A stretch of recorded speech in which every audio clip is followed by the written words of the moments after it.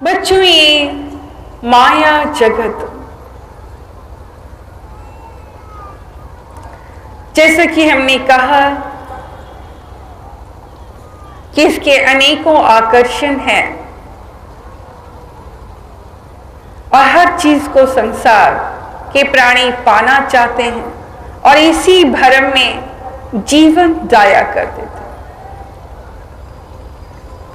ठीक है, ऐसे ही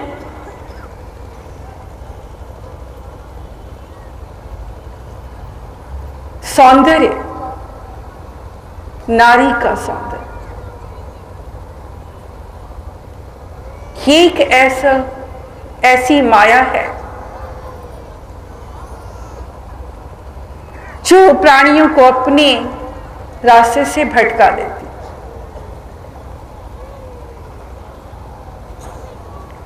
स्वयं व्यक्ति नहीं जानता कि सौंदर्य की परिभाषा क्या है। जैसे कि हमने पहले भी कहा कि हर चमकती हुई चीज को आप सोना समझ लेते, मगर उसके करीब जाते हैं तब आपको वास्तविकता नजर आती। उनसे पूछिए जो बड़े बड़े महल तक पहुंच गए हैं, जिनके पास गाड़ियां हैं, एसी है, यह दुनिया का तमाम सुख है, वो सुखी नहीं। जो सुख इस ताजी हवा में है, जो सुख पैदल चलने में है, वो सुख सांसारिक नश्वर जगत की चीजों को प्राप्त करने में नहीं है। ये मन का एक भ्रम है।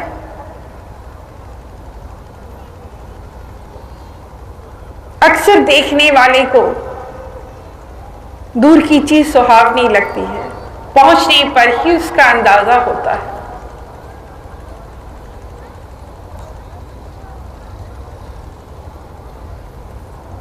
और इसी तरह सौंदर्य की परिभाषा हर कोई नहीं जान पाता।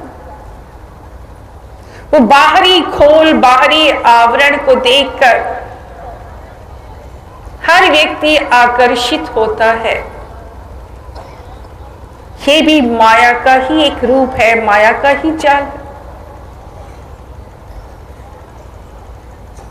एक ऐसे ही सज्जन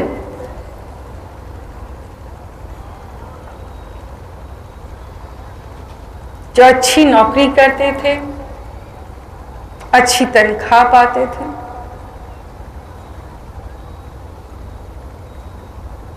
अच्छे घराने से ताल्लुक रखते थे, जब विवाह का समय आया, विवाह के योग्य हुए, तो उनके माता पिता ने अपनी सोच और समझ और तजर्बे के मुताबिक उनके लिए एक कन्या पसंद की। वो कन्या किसी बड़े शहर की पढ़ी लिखी कन्या नहीं थी, किसी छोटे कस्बे की एक साधारण आम कन्या। जब उस नवयुवक को, सज्जन को मालूम हुआ कि उनके माता पिता एक मामूली से कस्बे की लड़की से उनका विवाह कर रहे हैं, बिना तस्वीर देखे इनकार कर दिया।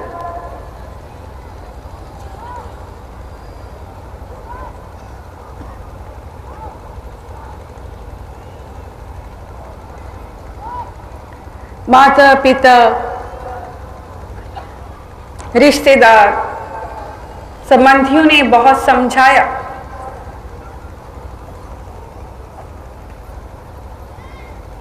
सबके समझाने पर वो विवश हो गए और शादी हो गई।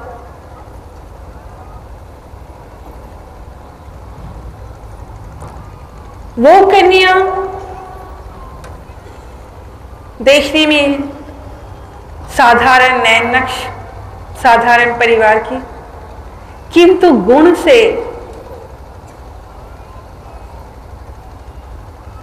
उसमें कोई कमी नहीं थी गुणों की। एक गृहस्थी को चलाने के लिए एक कन्या में जो गुण होने चाहिए वो उसमें मौजूद थे।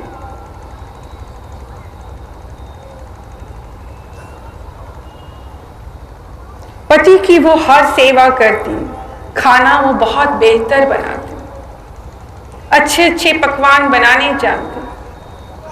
पति के आते ही उसे जल देना, कपड़े निकाल कर देना, उनका ध्यान रखना, उनकी फाइल, उनका बैग, उनके पेन, जो चीज पकड़ानी है समय पर देना, हर बात का ध्यान रखना।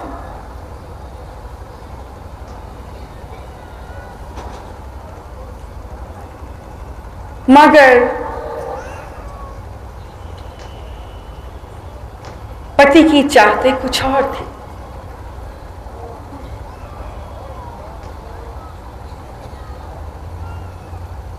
उन्हें ऐसी पत्नी नहीं, उन्हें एक ऐसा साथी चाहिए था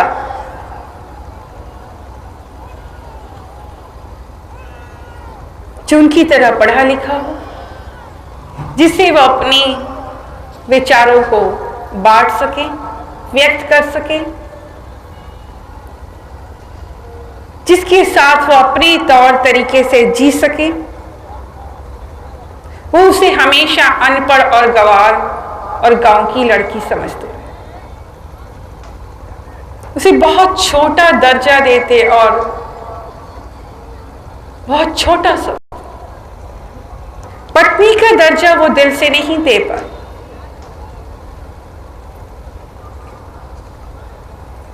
जबकि कहीं वो गलती नहीं करती थी, कहीं कसूरवार नहीं थी, मगर हमेशा डांट खाती। मुश्किल से 6 महीने भी नहीं गुजरे होंगे कि मां बाप से कहकर उसे वापस भेज दिया गांव, उस कस्बे, और शिकायत की, मैं इतना पढ़ा लिखा हूं, मेरे तौर तरीके के मुताबिक मुझे पत्नी चाहिए थी, ये कैसी पत्नी लाकर देती।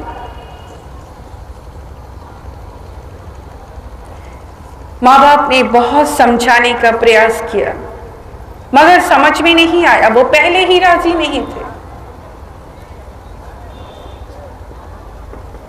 समय गुजर गया,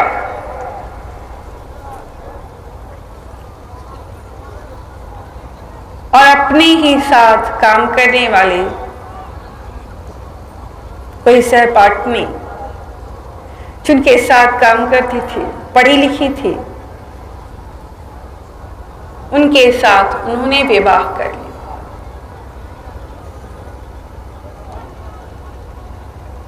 बहुत ख्वाब सजाए थे कि वो पढ़ी लिखी है, आज के तौर तरीके जानती है, बात करने का अंदाज है, क्योंकि वो बाहरी खोल था। थोड़े समय के लिए कोई भी किसी से मिलता है, अपना पॉजिटिव ही जाहिर करता है, अपनी अच्छाइयों को ही जाहिर करता है। 4 दिन जब रहना पड़ता है तो वास्तविकता क्या है ये सामने आ जाता। मगर मन है जो मानता है।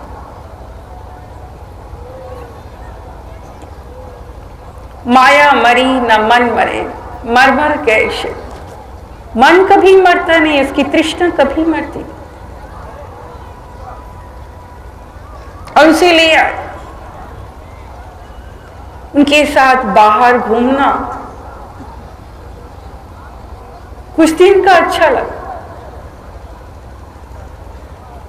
घर आकर फिर वही सुख पाने की लालसा हुई। घर का पका भोजन मिले, गरम गरम खाना मिले, कोई अपने हाथों से भोजन कराए, पहले की तरह कोई कपड़े पकड़ाए, तौलिया पकड़ाए, पानी का ग्लास पूछे,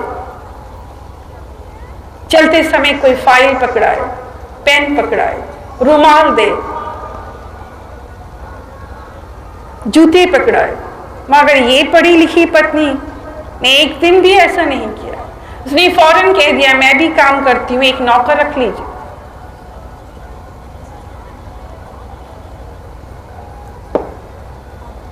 हमारी बस में नहीं है, हम ये सब काम नहीं कर सकते। हमने सिर्फ कलम पकड़ी है, कलम चलाना और साइन करना जानते हैं। घर गृहस्थी का काम हमने कभी नहीं किया।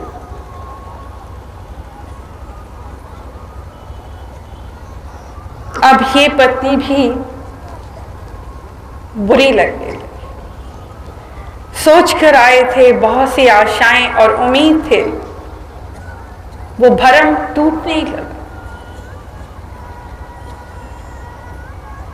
अब दरार पड़ने लगी। मन में ख्याल आता उस पहली पत्नी का, लेकिन अगले ही पल झटक देते। वो भी गवाह है, उसको भी कहां समझ, बात करने की समझ नहीं, पूछो कुछ तो जवाब कुछ देती। और अगले पल मन कहता, काम तो सही करती थी, खाना अच्छा बनाती थी, मगर तालमेल नहीं बिठा पाए। मन जो ठहरता कब, जो सिर्फ चाहत करता है, कामना करता है और सिर्फ आगे की सोचता है। जल्दी ही दूसरी पत्नी से उनका तलाक हो। आदत पड़ गई थी। बच्चे यहां कहना चाहेंगे कि ये हार है, ये जीत नहीं। कुछ दिन गुजरे, कोई खूबसूरत कन्या पर नजर पहुंची, जो देखने में सौंदर्य था, उसके चेहरे पर आकर्षण था।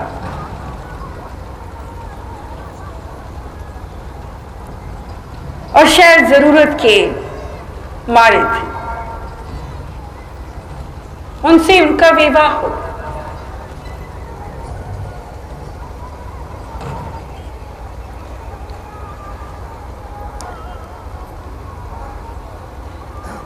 बच्चों, इतना वो समझ पाए थे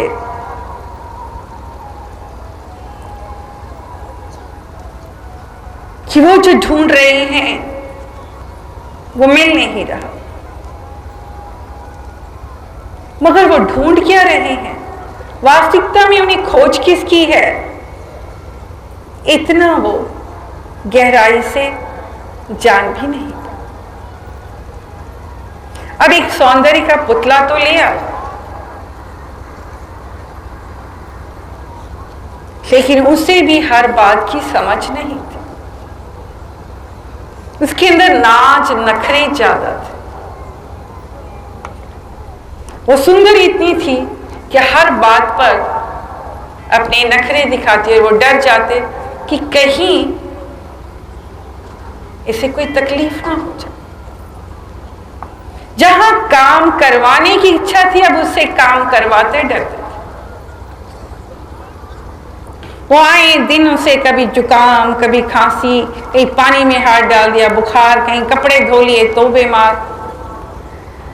हर एक दिन ऐसा आया, सचमुच वो बीमार हो गई और बीमार रहने लगी।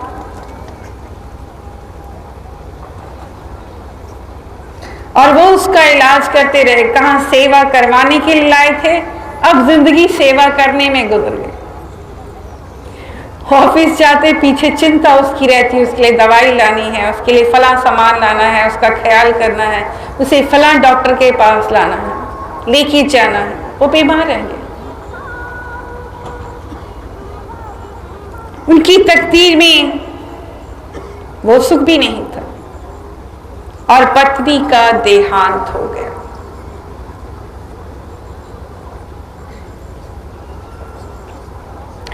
घर वालों ने सलाह दी कि वो पहली पत्नी को घर ले आए। उसकी जैसी सीधी सरल नारी नहीं मिलेगी। वो आज भी उसे पति मानती है, और आज भी आस लिए बैठी है, तब उनका पत्र हमारे पास आया कि मां आप बताएं हमें क्या करना चाहिए। और बच्चों, हमने राय दी कि आपने अभी तक जो किया गलत किया। उस परमात्मा ने जो आपको लिख कर दिया था आपके भाग्य में, वही पत्नी सही थी। और ईश्वर की कृपा हुई और वो पहली पत्नी को ले आए हमेशा हमेशा के लिए और उसे स्वीकार किया। बच्चों, यहां कहना चाहेंगे असली सौंदर्य ये बाहरी सौंदर्य नहीं है, ये 4 दिन की चांदनी है, इसकी धोखे में मत आइए। वास्तविक सौंदर्य अंतर का सौंदर्य है, आंतरिक सौंदर्य, गुणों का सौंदर्य। बच्चों, जब अपने अंदर सच्चाई आ जाती है, ईमानदारी आ जाती है, अच्छाई आ जाती है, सेवा का जज्बा होता है, समर्पण का जज्बा होता है, कुर्बानी का जज्बा होता है औरों के लिए, फिर वो नारी हो या पुरुष हो, उसके चेहरे पर जो भाव आते हैं वही असली मेकअप है, वही असली सौंदर्य है। ये लिपस्टिक, ये पाउडर, ये बाहरी मेकअप वो सौंदर्य नहीं। असली सौंदर्य भावुकता है, भाव जो आपके अंतर में आता है और वही चेहरे पर नजर आता है। दया, प्रेम, क्षमा, करुणा, कुछ करने का जज्बा, तरस आ जाना, कुछ देने का जज्बा, ये वो जज्बे हैं जो हर एक के चेहरे पर नजर नहीं आते। दर्द का जज्बा, यहां तो मुस्कुराहट भी नकली नजर आती है, असली नहीं।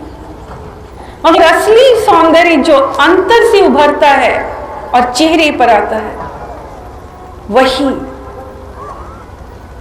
सौंदर्य है, वही असली खूबसूरती।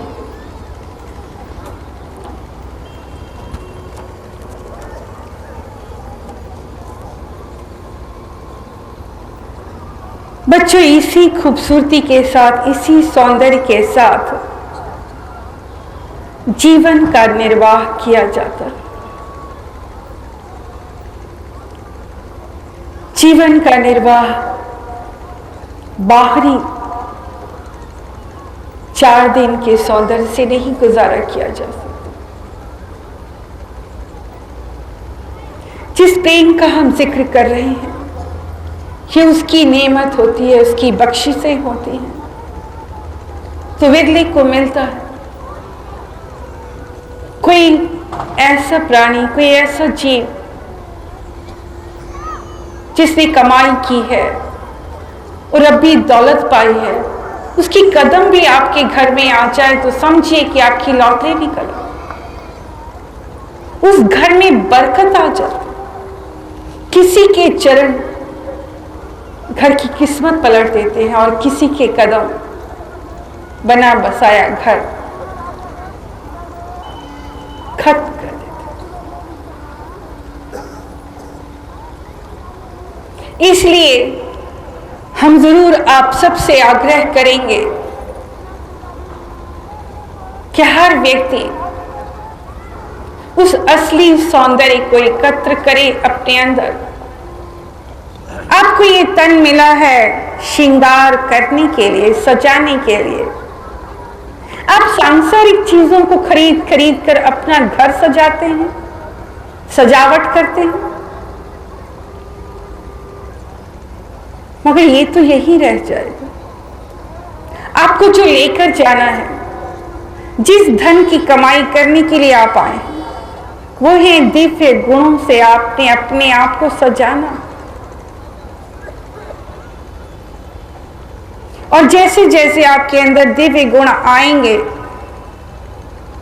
यहां रूहानी खुशी का एहसास होगा, एक ऐसी खुशी कि किसी के पास आप बैठ जाएं उसे भी सुख मिले और आपको बोलने और बांटने में भी सुख मिले।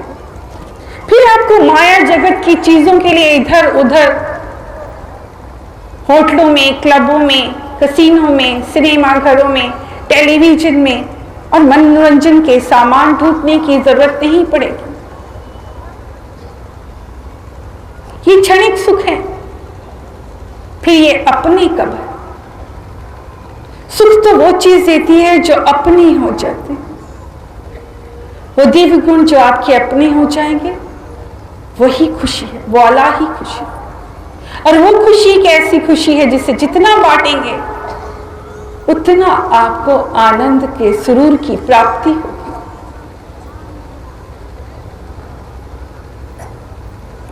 बच्चों, इस संसार में पीर पैगंबर जब जब आए उन्होंने इस संसार को जागने के लिए कहा।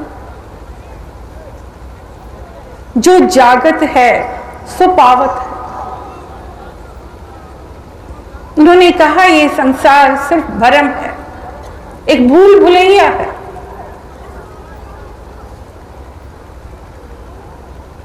जहां आकर आप भूल जाते हैं आप किस लिए आए। सतगुरु रूपी गाइड ही आपको इस भूल भुलैया से बाहर निकाल सकता है, वरना सारा जगत भ्रम में पड़कर, माया मोह के बंधन में पड़कर इसी जगत का होके रह जाता। वो भूल जाता है वो किसका वजूद है, उसे कहां जाना है, वो किसका अंश है, उसे कहां जाके मिलना। बच्चों, ये संसार कीचड़ है। आप कितनी ही खुशियां क्यों ना देखें, ढूंढें, उनसे गुजर कर भी आपने महसूस किया होगा कि वो सुख असली सुख नहीं।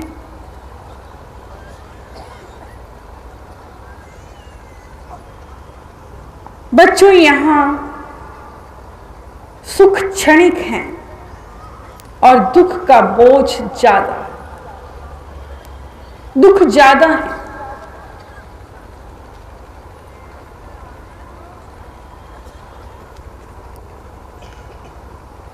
और जिन्हें आप सुख मानते भी हैं वो ऐसे ही हैं जैसे आपको कोई बीमारी हो, कोई कष्ट हो तो आपने टैबलेट खा ली, कोई दवा खा ली। जब तक दवा का असर रहता है आपको लगता है कि आप को दर्द नहीं है, कोई रोग नहीं, मगर दर्द का एहसास आपको फिर होता है जब दवा का असर कम हो जाए, आपको दोबारा टैबलेट खानी पड़ती। और इस तरह आप सालों साल दवा के सहारे जीते। ये कोई इलाज नहीं, ये कोई सुख भी नहीं, ये कोई दर्द से छुटकारा भी नहीं। ठीक ऐसे ही आप भी क्षण भर के सुख को जितनी देर आप देखते हैं, उस मनोरंजन को, आपको लगता है कि आप सुखी हो गए, मगर नहीं। वो दर्द, वो पीड़ा, वो तकलीफें, वो दर्द की जिम्मेदारियां, वो चिंताएं सब आपके अंदर व्याप्त होती हैं सिर्फ क्षण भर के लिए। उस मनोरंजन को देखते हुए आपको लगता है कि आप सुखी हो। जैसे ही मनोरंजन की तस्वीर आपके सामने से हटती है आपको एहसास होता है वो तमाम चिंताओं का जो ज्यों की त्यों मौजूद है, जिनका हल ढूंढना है, जिनके लिए प्रयास करना है, जिनके लिए कोशिश करनी है, और फिर आप चिंताग्रस्त हो जाते हैं।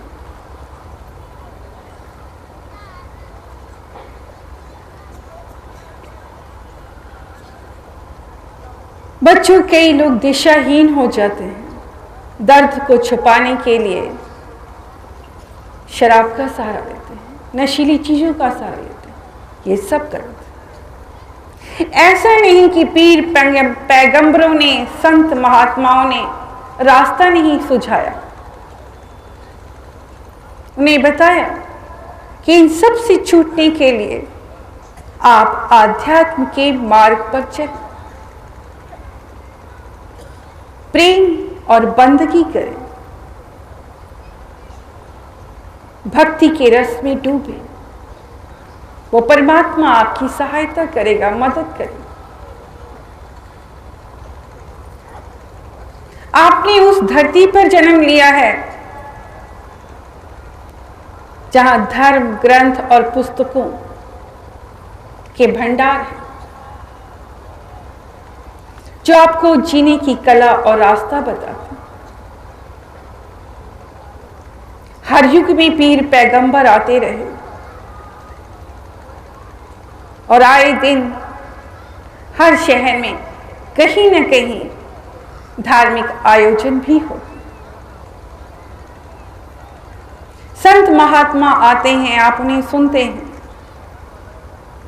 और सुनकर अनसुनी कर देते हैं। कितने लोग हैं जो उन्हें अमल में लाते हैं। एक ऐसे ही महात्मा जी किसी गांव में पहुंचे।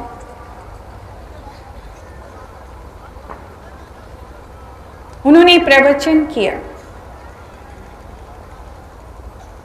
उस गांव में एक ऐसा किसान था जिसके पास कई एकड़ जमीन थी, मालदार किसान। उसमें एक ही अच्छाई थी, कोई भी संत महात्मा उसके गांव में आए, वो उन्हें न्योता देकर अपने घर भोजन जरूर कराते।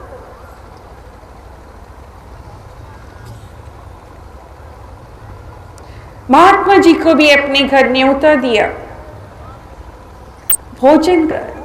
उनके साथ कई संगतियों ने भी भोजन कर। महात्मा जी जो रूहानी दौलत बांटते हैं, उन्हें उस पर बहुत दया है। कहते हैं संतों की मौज है, वो अपनी मौज में बहुत कुछ दे जाते हैं बच्चों। संसार ही लेने वाला ही बनता, समझ नहीं पाता। उन्होंने अपनी मौज, अपनी मस्ती में कहा